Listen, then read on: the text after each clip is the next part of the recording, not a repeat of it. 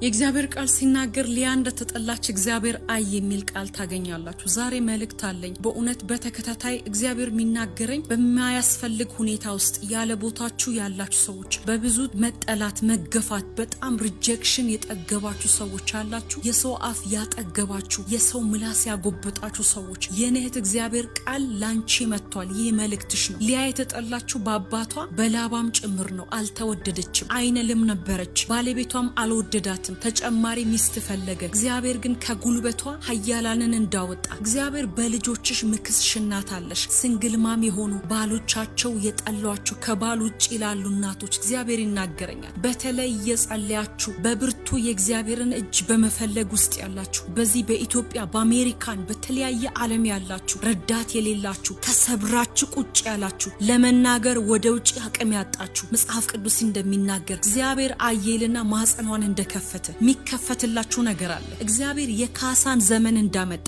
ብርቱ የሆነ ትውልድ ከጉልበቷ እንደወጣ፣ ይሁዳ እንደወጣ፣ ነገስታት እንደወጡ እግዚአብሔር በልጆቻችሁ ጌታ ምስክሬ ነው የነቀፌታችሁን ቻፕተር ሚዘጋላችሁ ሰዎችን አያለሁ። ለብዙ ዘመን ያለቀሳችሁ ማዲያት እስኪወጣ የተናቃችሁ በፊት ላይ የሚጎበኙ የነበሩ ሰዎች ይረሷችሁ። እግዚአብሔር ምስክሬ ነው። ጌታ ተናገሪ ብሎኛል። በባሎቻችሁ የተጠላችሁ፣ ሞገስ ያጣችሁ፣ የተተዋችሁ እግዚአብሔር አምላክ እንደዚህ ይልሻል፣ የነህት በእኔ ዘንድ ያልተረሳሽ ነሽ ብለሽ ተናገሪ ብሎኛል። የተረሳችሁ እህቶች፣ በተለይ የተረሳችሁ ብርቱ በተሰባበረ ሁኔታ ውስጥ ያላችሁ፣ ቀና ማለት ያቃታችሁ፣ እኔ በጌታ በኢየሱስም ለእናንተ እናገራለሁ። ሌዊ እንደወጣ የክህነትን ስርዓት የሚያስቀጥል ለእግዚአብሔር የተለየ ድንበር አልባ የሆነ ድንበር የለሽ ኔሽን ከጉልበቷ እንደወጣ ነቀፌታችሁን እግዚአብሔር በልጆቻችሁ አልፎ የሚያስወግድላችሁ ሰዎች አላችሁ። በለቅሶ የዘራችሁትን፣ በሐዘን የዘራችሁትን፣ በእንባ የዘራችሁትን እያመሰገናችሁ በእልልታ የምታጭዱ እግዚአብሔር በሚያውቀው በብርቱ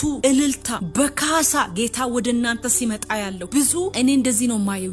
የብቸኝነት ሌሊቶችን ለምን የሚሉ ሌሊቶችን፣ ብዙ እንባ፣ በጣም በውስጥ ስብራት፣ ነገር ግን ላይ ባለ በውሸት ሳቅ የተሸፈናችሁ ሰዎች ያንን የውሸት ሳቃችሁ ሊያነሳ ጌታ መጥቷል። የነህት እግዚአብሔር ካጎበጥሽበት ቀና ሊያረግሽ መጥቷል። አያለው ጌታ ይናገረኛል። ወንዶች አያለው እግዚአብሔርን በመፈለግ ውስጥ ያላችሁ በብዙ ስብርብር ባለ ሁኔታ የምታልፉ እግዚአብሔር አብቅቷል። የሐዘን ምዕራፍ አበቃ። መጽሐፍ ሲናገር እንደዚህ ይላል። እግዚአብሔር ቃል ሲናገር ይሁዳ ሆይ ፈጽሞ አጥፊው ጠፍቷል ይላል። አጥፊው ጠፍቷል ብለሽ ተናገሪ። አጥፊያችሁ የጠፋላችሁ ሰዎች አላችሁ። ዓመት በዓሎች የምታዘጋጁ እናንተ ሰዎች እግሮቻችሁ ወደ ተራራ ይወጣሉ። የተሸፈናችሁበት ጊዜ ሊያበቃ ነው። መጽሐፍ ቅዱስ ሲናገር እንደዚህ ይላል። እግዚአብሔር ኖህን አሰበ ይላል። እግዚአብሔር ኖህን አሰበ። ከኖህ